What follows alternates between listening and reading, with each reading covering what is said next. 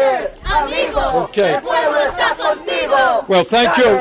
Amigo, el pueblo está contigo. All right. Well, let me thank everybody for being here to discuss what I consider, and many of us consider, to be one of the major issues facing our country. And in terms of support for the Workplace Democracy Act, let me thank Congressman Mark Pocan and Congressman Don Norcross, who will be speaking in a moment.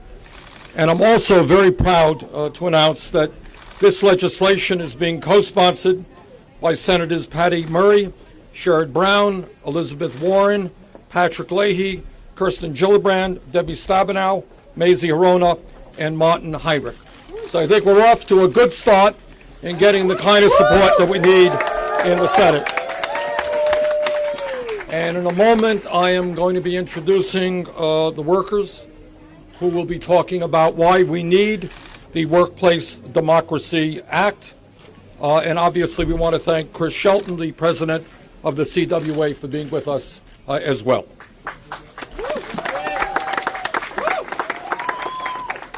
I think everybody in America who works for a living understands that the great middle class of this country, once the envy of the world, is disappearing. Hey. There are very concrete reasons why this is happening, and these are issues that we have got to address. Since 2001, our nation has lost some 60,000 factories and millions of good-paying jobs, and a lot of that has to do with disastrous trade policies like NAFTA, CAFTA, and PNTR with China, and I fear very much what the TPP will do. Over the last, when we talk about why the middle class of this country is disappearing and why more and more people are living in poverty, it has a lot to do that the real value of the minimum wage today is substantially less than it was 40 years ago. When we talk about why the middle class of this country is disappearing, it has everything to do with the fact that almost all of the new income and wealth being generated is going into the hands of the top 1%, while most workers are working longer hours for lower wages. But clearly, we are here to discuss another major reason as to why so many Americans are struggling economically. And that is that millions of our people who want to join unions, who understand that collective bargaining will raise their wages and income, are unable to do so because of the coercive and often illegal behavior of their employers. That has got to change.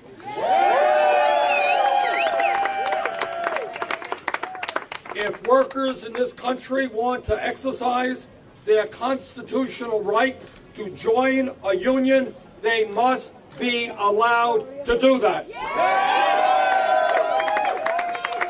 And that is why today we are introducing the Workplace Democracy Act.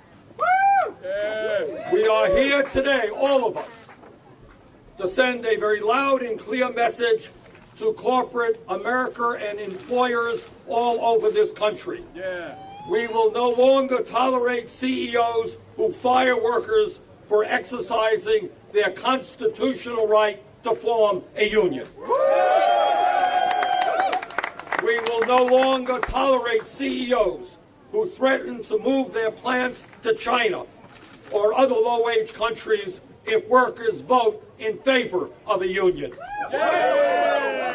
We will no longer tolerate CEOs and managers who intimidate or threaten pro-union workers.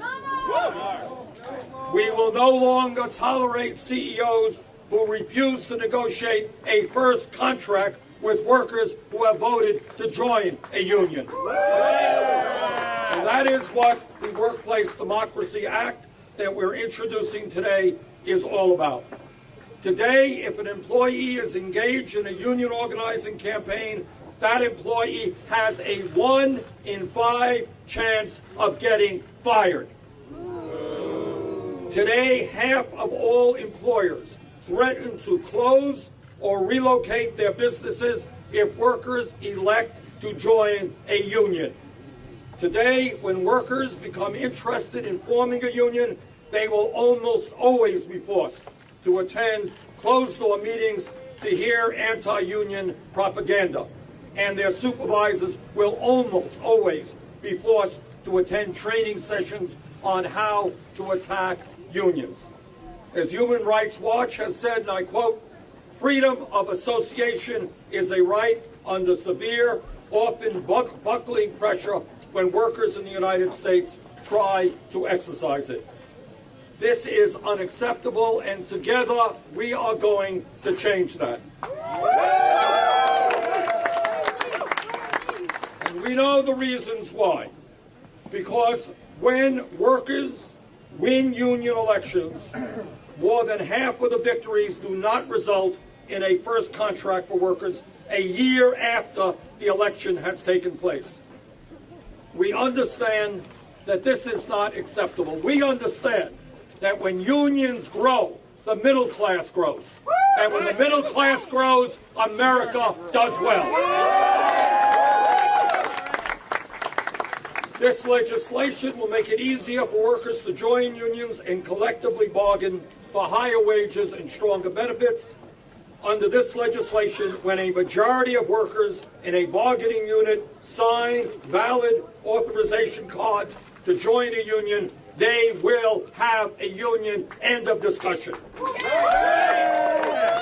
Under our bill, companies will not be allowed to deny or delay a first contract with workers who have voted to join a union. If companies refuse to seriously negotiate a first contract, this bill would require binding arbitration and the completion of a first contract in less than 6 months. Brothers and sisters, we all know that when workers come together and engage in collective bargaining, their wages go up, their other benefits go up, their overall standard of living goes up. Our job is to make it easier for workers to join unions, not harder. That is what this legislation is about, and we're going to do our best to see that it's passed.